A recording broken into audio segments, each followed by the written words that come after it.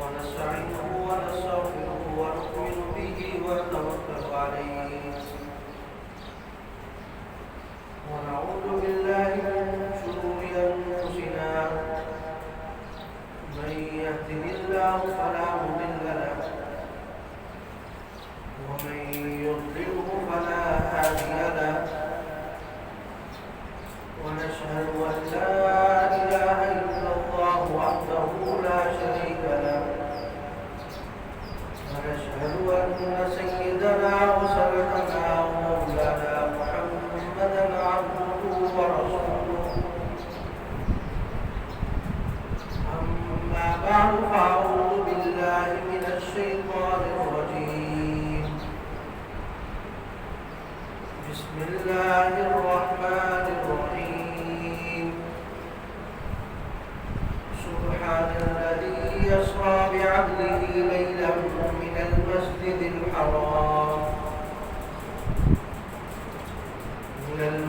الحرام إلى المسجد الأقصى الذي باركنا حوله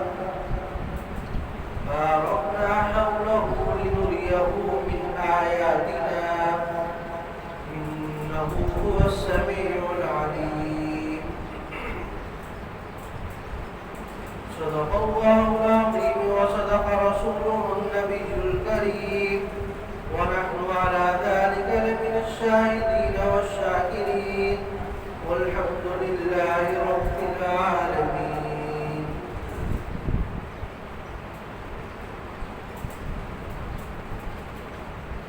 میرے محترم دوستوں ساتھیوں بزرگوں، آج عید الفطر کا دوسرا دن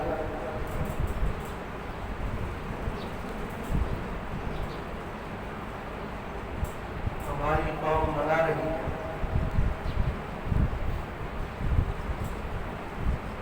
لیکن ایک طرف ہمارے ایک ملک کے مسلمان جو کئی دنوں سے اپنے گھروں سے در بدر ہو چکے ہیں، جو سحری تو کر لیتے ہیں لیکن افطاری کا انہیں پتہ نہیں ہوتا کہ ہم نے کہاں کرنی ہے، یا افطاری کر لیتے تھے لیکن سحری کا پتہ نہیں ہوتا تھا کہ اگلے دن کی سحری کر سکیں گے یا نہیں۔ ان حالات میں انہوں نے رمضان المبارک اور اپنا قبلہ اول مسجد اقصی کی حفاظت کے لیے اپنے آپ کو معمور کر رکھا تھا۔ حیرت کی بات یہ ہے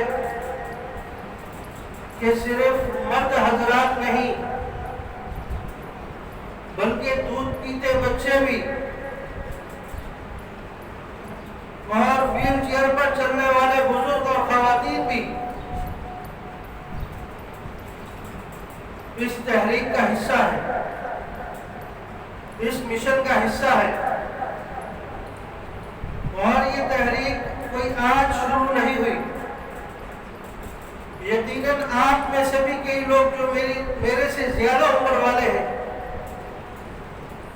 وہ بھی کئی سالوں سے فلسطین کے مظالم کو سنتے آ رہے ہوں گے۔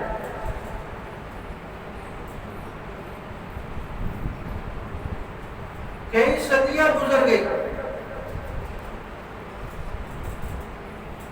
ان کو مختلف طریقوں سے تنگ کیا جا رہا ہے، ان کے جوان بیٹوں کو شہید کیا جا رہا ہے، ان کی جوان بیٹیوں کی عصمت دری کی جا رہی ہے، دودھ پیتے بچوں کو ان کے سامنے شہید کر دیا جاتا ہے۔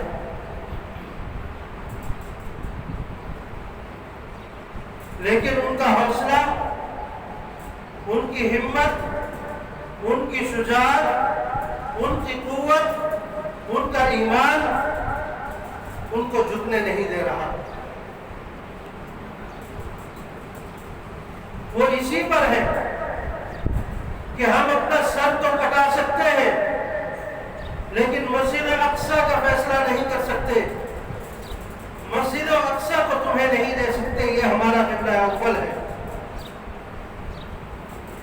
یہ ہماری اساس ہے، یہ ہماری بنیاد ہے۔ میں نے آپ حضرات کے سامنے تلاوت کی سبحان الذی اسری بعبدہ لیلا من المسجد الحرام الی المسجد الاقصی۔ آپ علیہ السلام نے 17 ماہ مسجد اقصی کی طرف منہ کر کے نماز پڑھی ہے۔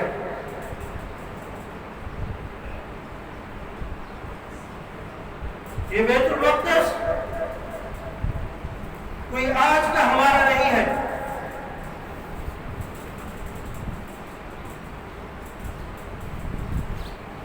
یہ ایسی بابرکت زمین ہے کہ اس زمین عیسائی لوگ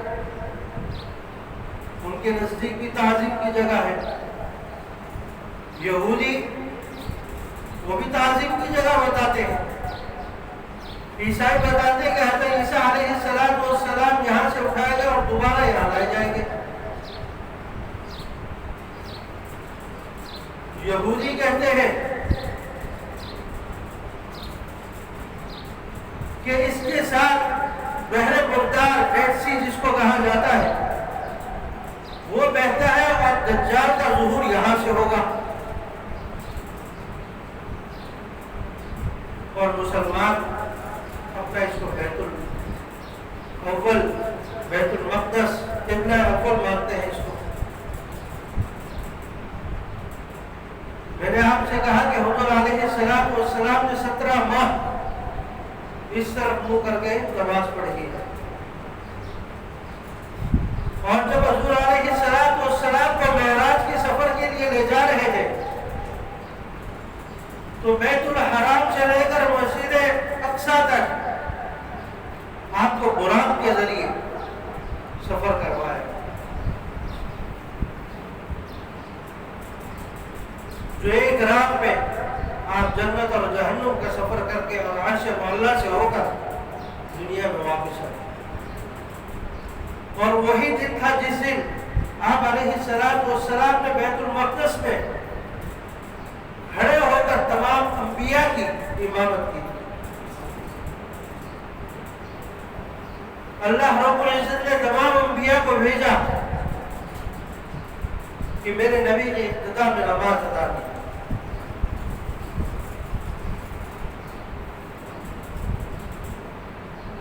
تو آج بیت المقدس ہمارے ہاتھوں سے جا رہا ہے۔ کل رات کی ہی خبر ہے کہ ہمارے دشمن نے زمینی اور فضائی فوجوں میں اضافہ کر دیا، اور کل رات تقریباً 150 کے قریب فلسطینی شہید ہو چکے، صرف ایک رات۔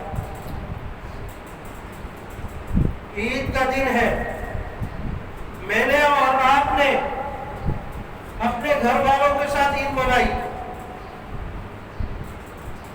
میں نے اپنے بچوں کے ساتھ عید منائی، آپ نے اپنے بچوں کے ساتھ عید منائی، آپ اپنے رشتہ داروں کے پاس گئے، کھانے پینے کی چیزیں پیش کی گئی، لیکن ایک ہمارے بھائی ایسے بھی ہیں جنہوں نے عید بھی بیت المقدس کے اندر منائی۔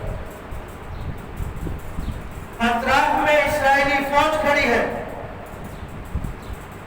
اور وہ کسی بھی وقت ظلم و ستم کے لیے تیار ہے، اس حالت میں انہوں نے وہاں پر غبارے بھی لگائے اور عید بھی منائی۔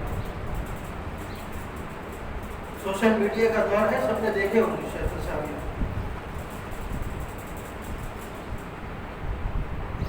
حیرت کی بات یہ ہے کہ ہمارا ایمان کہاں تک چلا گیا ہے۔ ہم ان کے لیے کتنے، کیا ہم نے ان کے لیے دعائیں بھی کی ہیں یا نہیں کی؟ کیا ہم نے ان کی کسی طریقے سے مدد کرنا چاہی؟ نہیں کی۔ لیکن وہ ہمارے قبلہ اول کے لیے اپنی جانیں تک دے رہے ہیں۔ ایک تصویر دیکھتا ہوں کہ بچے کے ہاتھ میں فیڈر ہے، ایک ہاتھ میں وہ فیڈر سے دودھ پی رہا ہے، دوسرے ہاتھ میں اس کے ایک پتھر ہے، 2 سال کا بچہ، وہ بھی مسجد اقصیٰ کے لیے اپنے کو لے کر نکلا۔ کیوں؟ وہ اپنے بڑوں کو دیکھ رہا ہے، پیدا ہوتے ہی وہی چیزیں دیکھتا ہوا آ رہا ہے کہ میرے دین کی حفاظت کیسے کرنی۔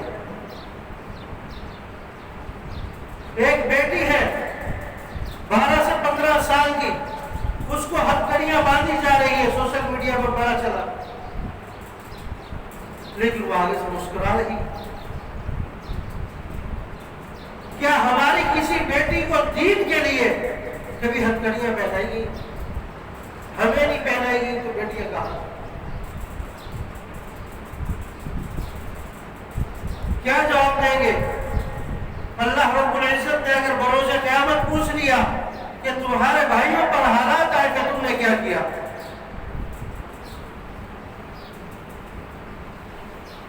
مسلمان کے لیے کا جسد واحد، ایک جسم کی مانند ہے۔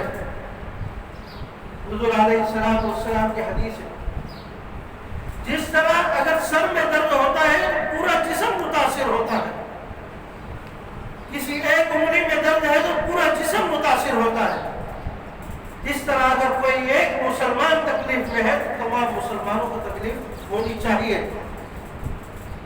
اگر نہیں ہو رہی تو اپنے ایمان کی خیر بنائے، اپنے ایمان کو ٹٹولے کہ یہ کہا جا رہا ہے۔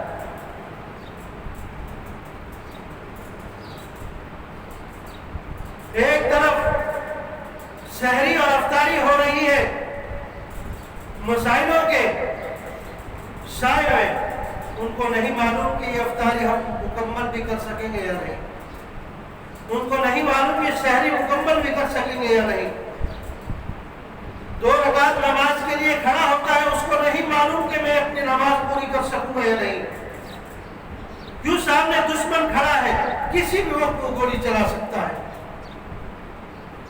اس سے کوئی پوچھنے والا نہیں ہے، لیکن مجھے مسجد اقصیٰ کی بیت المقدس کی حفاظت کرنی ہے، اگر میرا سینہ چھلی ہو رہا ہے تو دین کے لیے ہونے دیں۔ آج ہماری 1-2 گز کی زمین اگر کوئی قبضہ کر لے، اس کے لیے ہم پورا کا پورا خاندان، پورا کا پورا علاقہ بلا لیتے ہیں کہ اس پورا بندے نے میری زمین قبضہ کر لی ہے، اور اس کے لیے جدوجہد کرتے ہیں، لیکن مسجد اقصیٰ اتنے دنوں سے، اتنے سالوں سے غیروں کے تسلط میں ہے، اور میرے اور آپ کے ایمان کی غرض یہ ہے کہ ہمیں پتہ ہی ہے تو وہاں کیا ہوا۔ ہم نے اس کے لیے کبھی آواز تک نہیں اٹھائی، کبھی کسی احتجاج میں شامل نہیں ہوئے۔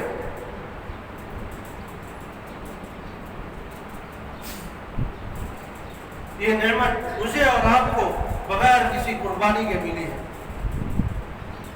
اس وجہ سے ہمیں اس کی قدر نہیں ہے۔ قدر ان سے جا کر پوچھو جن کی 12 سال کی بیٹی بھی ہتھکڑی لگے تو مسکرا رہی ہے، جن کا دودھ پیتا بچہ بھی ہاتھ میں پتھر لے کر جا رہا ہے، ان کو معلوم ہوتا ہے سامنے دشمن اسلحے سے لیس ہے، قیمتی سے قیمتی اسلحہ موجود ہے، لیکن وہ چند پتھر اٹھا کر اس کا مقابلہ کرنے کے لیے تیار ہے۔ ایمانی غیرت کا یہاں پتہ چلتا ہے۔ اپنے ایمان کو پرکھنا ہو تو ان لوگوں کو دیکھو جو دین کے لیے اپنی جان، اپنا مال، اپنی زمین، اپنا گھر سب کچھ فنا کر چکے ہو۔ کل رات سے کئی لوگ ایسے دربدر ہیں ان کا کوئی گھر نہیں، انہوں نے جو کپڑا پہنا ہوا ہے دوسرا کپڑا نہیں ان کے پاس پہننے کے لیے، گھر تباہ ہوگا، پوری کی پوری بلڈنگ گرا دی گئی، لاکھوں کا سامان ان کا ختم ہو گیا، اب اگر کچھ ہے تو اوپر اللہ ہے، نیچے زمین ہے۔ لیکن اس حالت میں بھی وہ بیت المقدس کی حفاظت کے لیے اپنے آپ کو معمور کیے ہوئے، خود جھک نہیں رہے، اپنی جانیں دینا گوارا کرتے ہیں لیکن جھکتے نہیں۔ اللہ تعالیٰ ہمیں ان جیسا ایمان عطا کرے۔ کم سے کم اگر ہم کچھ نہیں کر سکتے تو جتنی ہماری وسعت ہے، جہاں تک ہماری طاقت ہے، وہاں تک ہم اس بات کو پہنچائیں کہ ہم ان کے ساتھ کھڑے۔ اگر ہماری طرف سے افطاری وہاں پہنچ سکتی ہے تو ہماری طرف سے اسلحہ بھی پہنچ سکتا ہے، لیکن ہم مدد کرنا چاہیں تو یہ ہو۔ لیکن ہم تو ڈرتے ہیں کہیں یورپ ہمارے سے آنکھیں نہ پھیر لے، کہیں فرانس ہمارے سے جدا نہ ہو جائے، ہم نے ایک کے سفیر تربدر کر دیے تو ہمارے سے یہ لوگ آنکھیں پھیر لیں گے، ہماری معیشت کمزور ہو جائے گی۔ اگر دیکھا جائے پہلے کون سی معیشت اوپر چڑھ رہی ہے، یہ ایمان کی کمزوری ہے کہ آج ہم دوسروں کے ساتھ کھڑے ہونے کو اپنے لیے اپنی معیشت کو کمزور ہونے کے مترادف سمجھتے ہیں، حالانکہ ایسا نہیں ہے۔ ترقی دینا، ترقی لینا، نعمت دینا، نعمت لینا، عزت دینا، عزت لینا، یہ اللہ کے ہاتھ میں ہے، یہ لوگوں کے ہاتھ میں نہیں ہے۔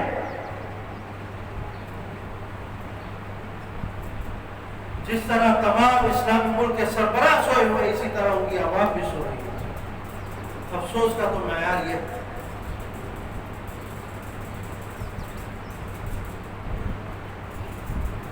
تمام ساتھیوں سے گزارش ہے کہ ادنا سے ادنا ان کو دعاؤں میں لازمی یاد رکھیں۔ ہر نماز کے بعد خاص طور پر ان کے لیے دعا کریں کہ اللہ تعالیٰ ان کو اپنے اپنے گھروں میں دوبارہ لوٹائے اور مسجد اقصیٰ کی جو رونقیں ہیں ان کو دوبارہ بحال کریں۔ اللہ تعالیٰ عمل کی توفیق عطا فرمائے۔ اللہ تعالیٰ ہمارے مسلمان بھائیوں کی عزت و مال جان کی